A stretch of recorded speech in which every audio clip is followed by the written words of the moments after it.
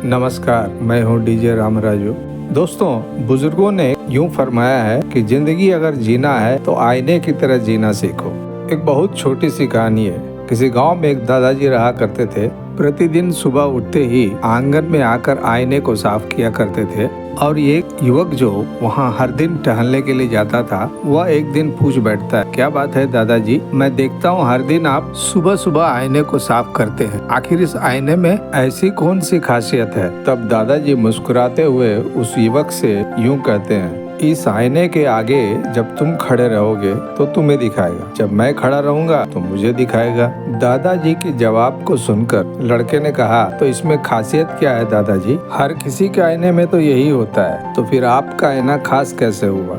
लेकिन बेटा, आईना हमें बहुत कुछ सिखाता है। तो लड़के ने कहा, अच्छा, मुझे तो नहीं पता है दादाजी, इस आईने से हम क्या क्या सीख सकते हैं, जरा आप ही बताइए ना दादाजी। लड़के के अंदर जानने की उत्सुकता को देखकर दादाजी उससे कहते हैं, ध्यान से सुनो, अगर तुम्हारे चेहरे पर कोई दाग हो तो उस दाग को जब तुम आईने में देखोगे तो जैसा है वैसा ही दिखेगा, ना बड़ा दिखेगा ना छोटा दिखेगा। तो इसमें कौन सी नई बात है दादाजी? वो तो जैसा दाग होगा उसी तरह से दिखाएगा। लड़का मुस्कुरा कर कहता है, दादाजी, इसमें सीखने वाली बात क्या है? बहुत कुछ है बेटा, धीरज रखो और धैर्य से सुनो।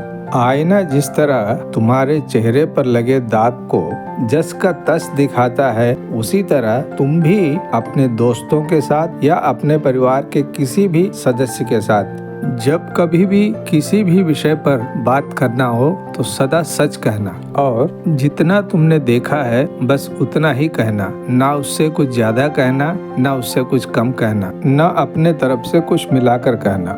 यानी कि सच को पूरे सच्चाई के साथ बेधड़क सामने वाले को बताना। आईने से पहली सीख हमें यही मिलती है।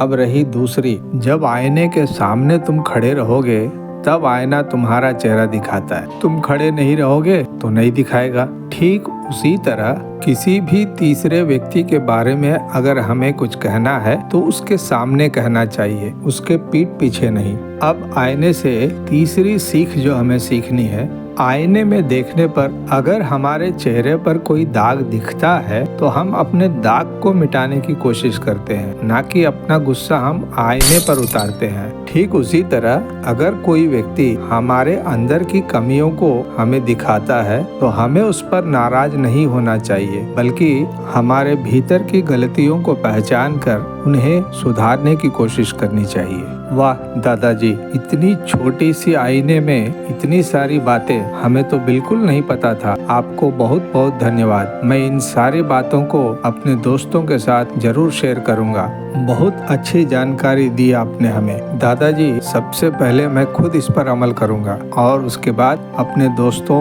और अपने परिवार के लोगों से कहूंगा कि दादाजी की कही हुई बातें अनमोल हैं। हम सभी को इस पर अमल करना चाहिए और इस रास्ते पर चलकर अपने भविष्य को उज्जवल बनाना चाहिए।